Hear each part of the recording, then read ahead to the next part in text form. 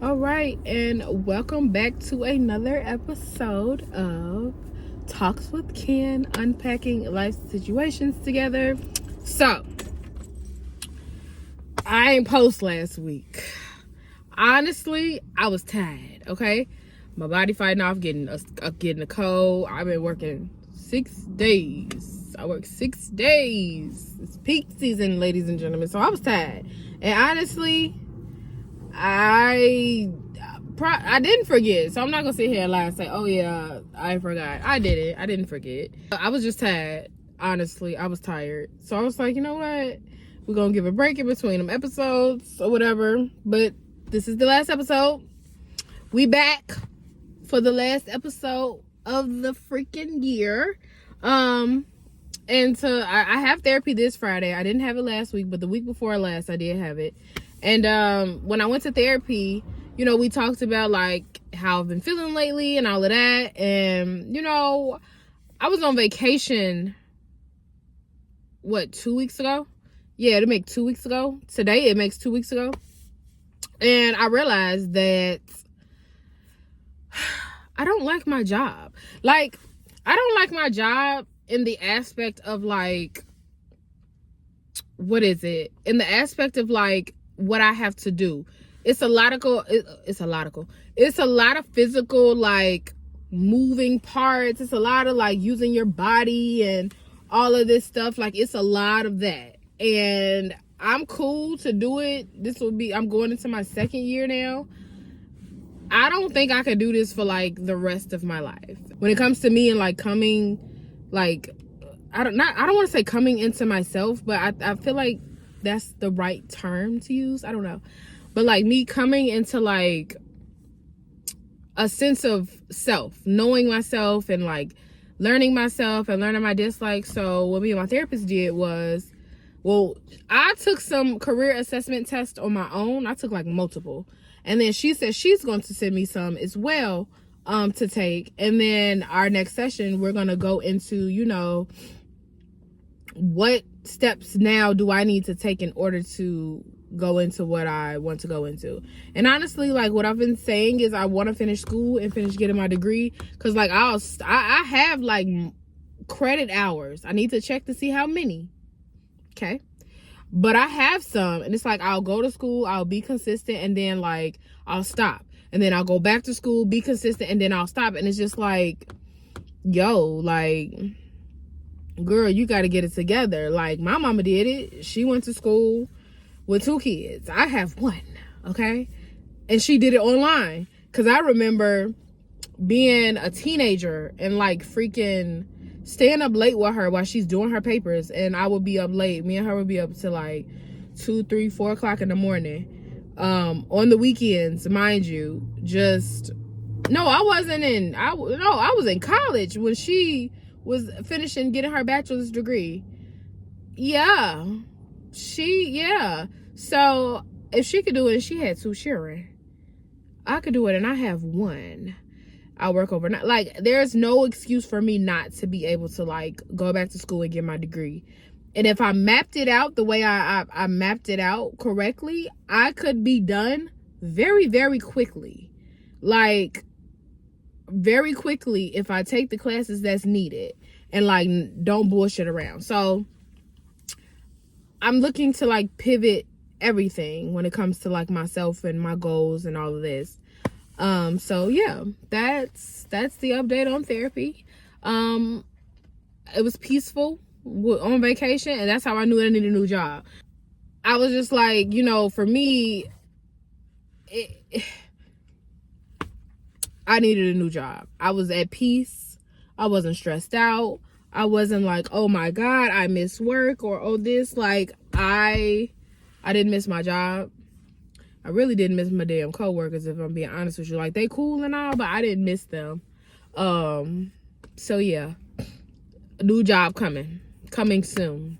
And I'm actually going to start transitioning into I'm transitioning into finding a new job now, but the complete transition will hopefully be in January when I have the certificate to be able to do partially of what I'm thinking about going to school for, and I'll give an update on that as we go along in the next season, or in the next episode in the new year. I don't know. But I guess today's episode is pretty much about, do you give second chances? I have a friend / coworker, and you know, she's been telling me about her situation with her ex-boyfriend that is now her current boyfriend again, that is now again her ex-boyfriend, if that makes sense. And pretty much, you know, me and her were talking, and I was like, it's nothing wrong with giving second chances, and it's really not. But I think too, when it comes to giving people second chances, you have to have the spirit of discernment of whether or not this person deserves a second chance or not. Because if you don't have that, then you could fuck yourself over, essentially. Like, what I've learned for me is that depending on how me and that other person ended is whether or not I'm down for a second chance. Like, if we honestly ended amicably, and like there was no like real big beef, and we just decided like, hey, you know, maybe this isn't the moment for us, I wouldn't mind giving somebody a second chance as far as dating is concerned. But if we did not end amicably, you know, and no accountability was taken on your part, no accountability was taken on my part, and then we try to come back together again and try to talk about the last situation that essentially made us break up, and there is still no accountability on either your part or my part, or we can't acknowledge that, okay, I view your perspective and I respect it, or you view mine and you respect it, there's no reason for us to go forward. A lot of the times when we say, oh, we know our worth, and I know my worth, and I know this and I know that, if you know your worth, don't put up with bullshit. Like, I had to tell her, when you're dating somebody, or even when you're in a relationship with somebody, and we always hear like, what are the key things that make you feel secure in a relationship? What are the key things that are non-negotiables? If you are in a relationship with somebody and somebody takes you out of your healing spirit, meaning if you've worked hard to work on yourself, go to therapy, heal yourself, be in the process of healing, and someone comes in, someone from the past comes back and starts disrupting that peace and breaking down that structure that you built for yourself, that's not somebody that you need, in my opinion, in your life. If you're in a relationship with somebody, and this goes for men and women, okay? This goes for men and women. If you are in a relationship with somebody, or even if you're just dating them, okay? Even if you're just dating, and they do not make you feel mentally, emotionally, and physically safe, you do not need to be with them. If you feel like you cannot trust that person, and you have a hard time trusting this person, and you have a guard up, you shouldn't be with that person. It all boils down to how you feel. Yes, it's okay to be in love with somebody. It's okay to like somebody. But I have heard over and over again, like get a lot of people fucked up. And a lot of people don't say this, but love gets you fucked up too. Because you're going based off your emotions. And that's fine. Your emotions are valid. Your emotions are very real. Your feelings are there. There's nobody saying ignore that. But what we are saying is try to use your logic. Try to take your emotions out of it. Your logic and your heart and your like and your love is saying stay with this person because this is who you want to be with. You like them, you love them, you want to be around them. But what is your logic saying? Take yourself out of the situation. And if this was one of your friends that you was talking to and they're telling you all this information, take yourself out of it. Step outside the box. Step outside of your shoes. And what advice would you give to one of your friends if they're telling you that this person is doing X, Y, and Z to make you feel this type of way and all of this? I feel like when you give a second chance to somebody and you can't be your genuine, authentic, well, not even genuine and authentic self, but I feel like if you feel bad, if you feel like you have to hold yourself back from how you were the first time, like if that person doesn't get the same version of you the first time, then it's not going to work because you're not being your authentic self. If your authentic self is very thoughtful, very genuine, very considerate, very caring, but in this second time around, this second go around, you're not being as thoughtful. You're not being as considerate. You're not being as open. You're not being as trusting as you were the very first time. And nobody is saying that that's a bad thing initially, because you both have to, I guess, reconnect on that level and build that trust again. But what I am saying is, if you have it in your mind that you're not going to get back to that place, you're wasting your time. And a lot of people don't realize that. I've learned the hard way multiple times that to trust people's pattern.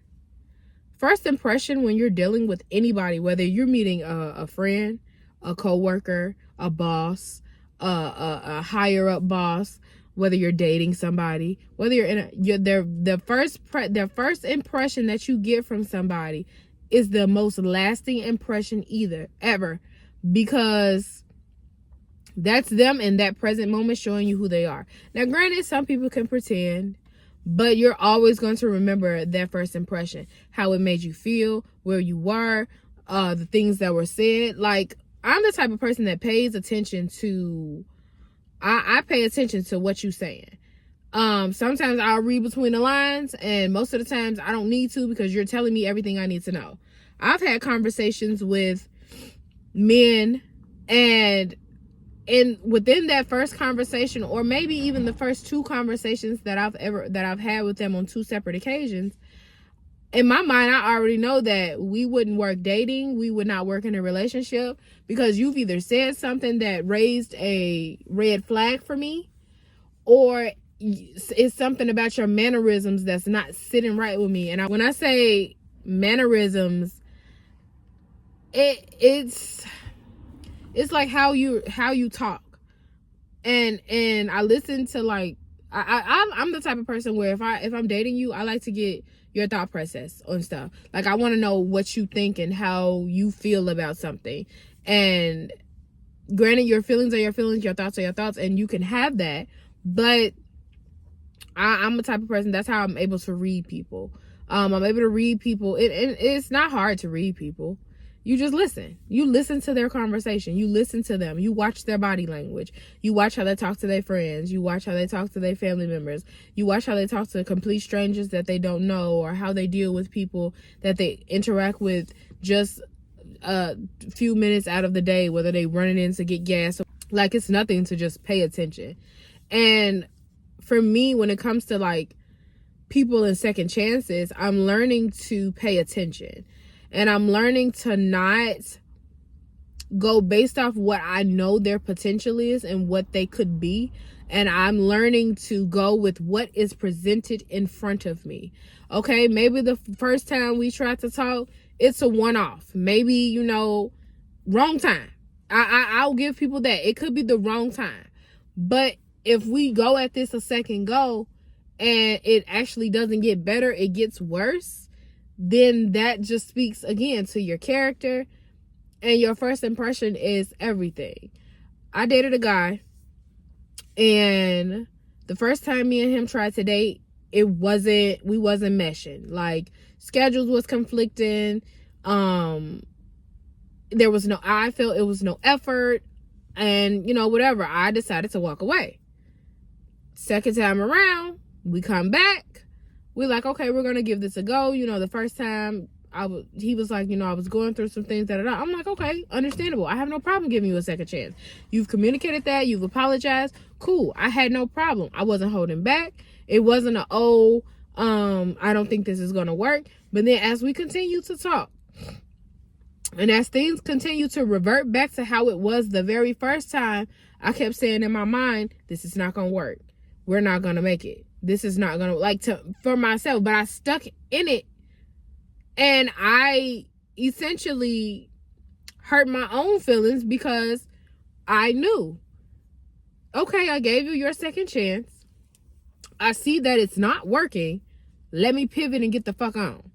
Instead of just staying until it's like, okay, now we got to have this drawn out conversation of, oh, I don't think we should date, when I knew we shouldn't have dated in the first fucking place. When I knew we shouldn't have continued in the first place. I knew after the first month we should not have continued to date.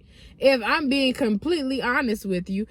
But what I learned when it comes to women, mostly we see what we want to see and we hear what we want to hear. A man verbally tells you, yo, this is what type of time I'm on, this is where I'm going, this is what I want to do, this is that, and a third.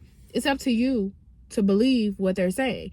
Don't say, oh, well, he's not on that type of time for right now, but if he continues to, date me and deal with me, then no, baby, he's telling you. One thing I do know about men, they're very clear in what they want when it comes to dealing with women.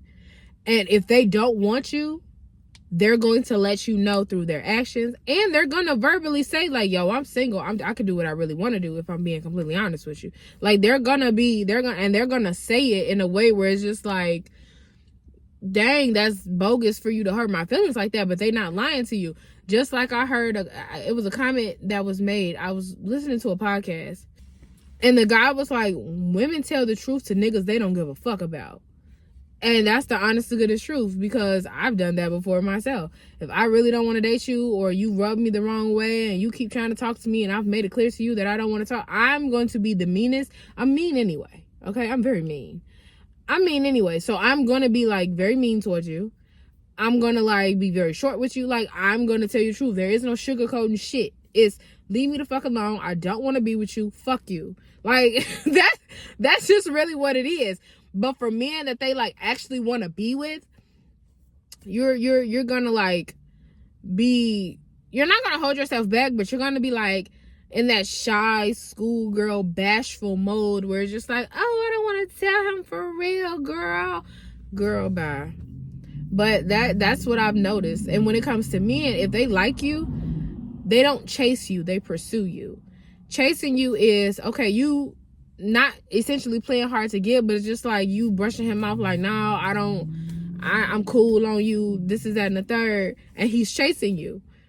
And once he gets you, after chasing you, after you finally give in, he's not going to continue to chase you in a sense. He got you. It was the thrill for him.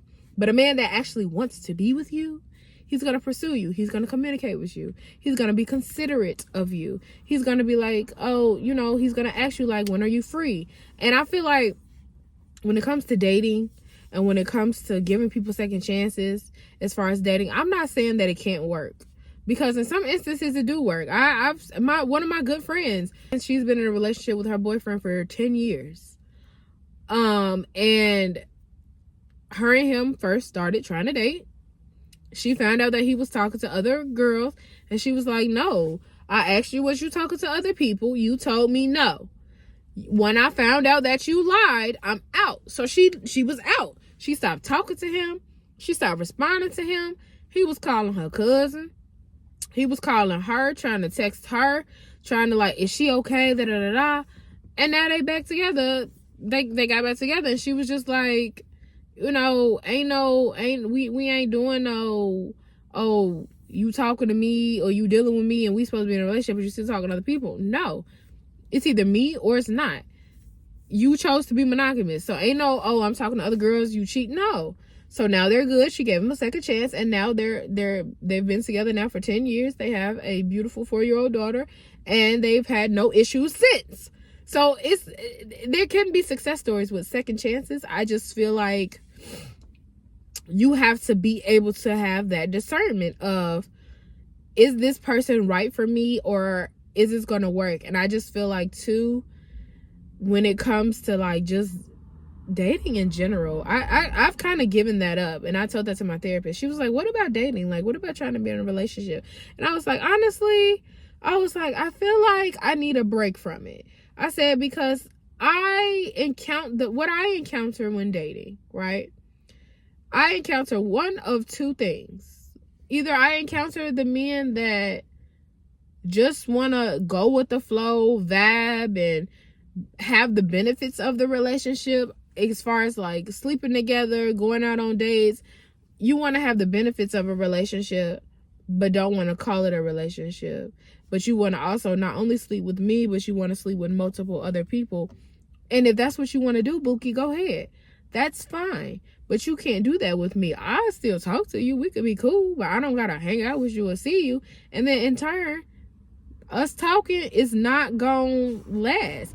Because what I find also when it comes to men, what I do now, when men tell me I don't want a relationship right now, I just want to date, and I want somebody that's, loyal, and, that we can have fun from time to time and have sex from time to time.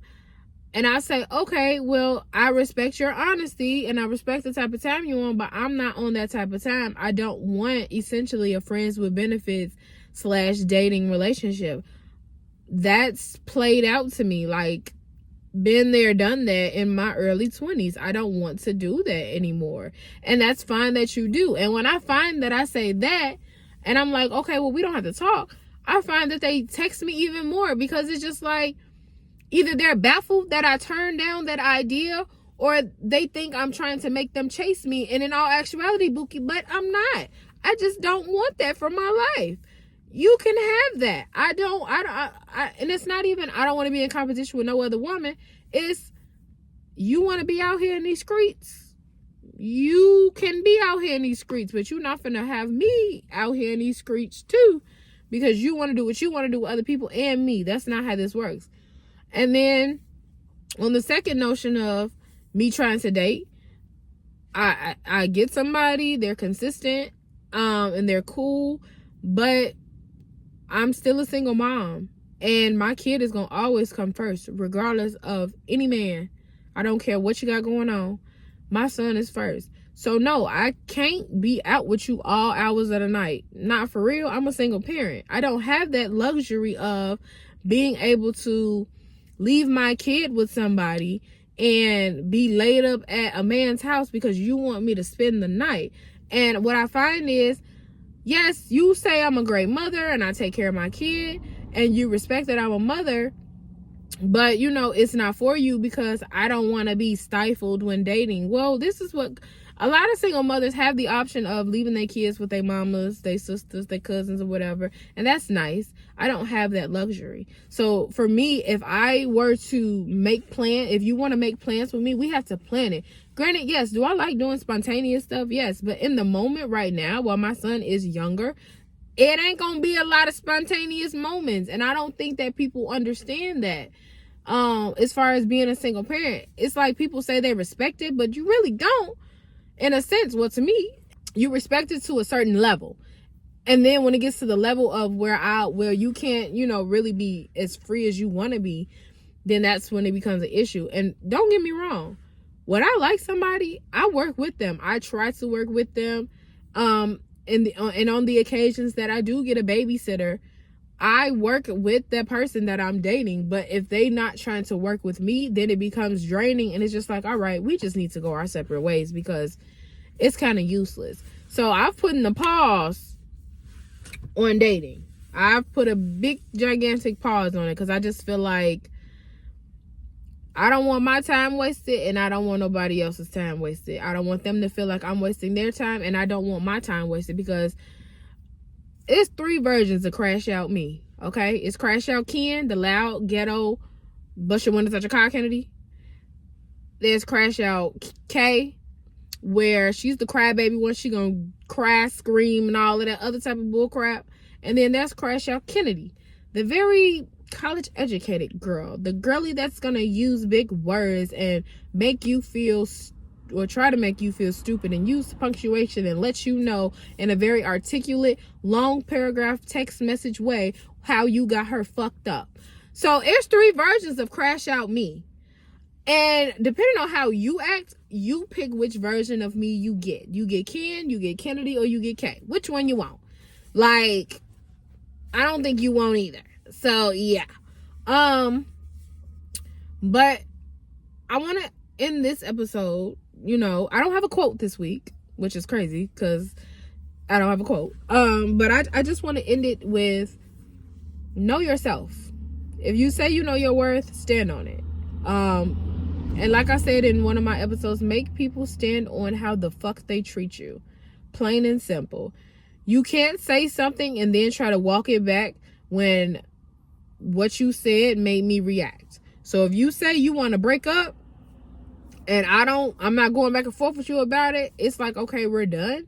And then you want to text me after after I leave and after I stop communication, nah, Bookie, stand on what the fuck you said. You said you wanted to break up. Okay, we're done. And don't make empty threats. Let's not do that. We're too old for that. We're not gonna do the empty threats. That's a no-no. So I just think that for the end of the year, for you, for my audience, for whoever listens, I feel like the end of the year, do a deep clean of who's in your life. If I've learned anything, is therapy helps. Pay attention to people and their patterns. Pay attention to how people treat you. Make people stand on how they treat you and respect yourself above everything else. Because when people see that you respect yourself, they're more than likely going to respect you based off the strength that you have, the confidence in yourself to be like, all right, I'm not dealing with no shenanigans, no buffoonery, nothing. And if you can't respect that, then deuces. And I've learned that, and I've come to peace with like removing people, and I've come to peace with not dealing with other people and their shenanigans. I will say this was not a horrible year for me.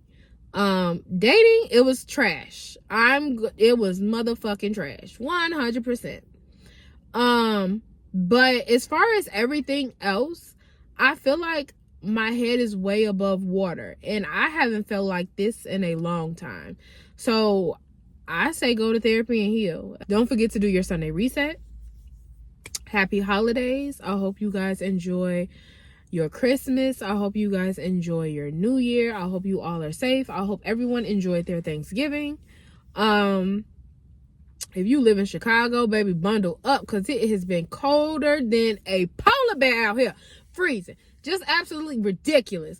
I'm so sick of being cold. I don't know what to do. It's like we done went from summer to light spring to a little bit of fall to Arctic blast. And it's ridiculous, and I'm sick of it. I need Men in Black to come get me expeditiously, because at this point, I'm over it. But thank you guys so much for listening. Thank you guys so much for watching if you're watching on YouTube. And we will see you in the new year. Bye.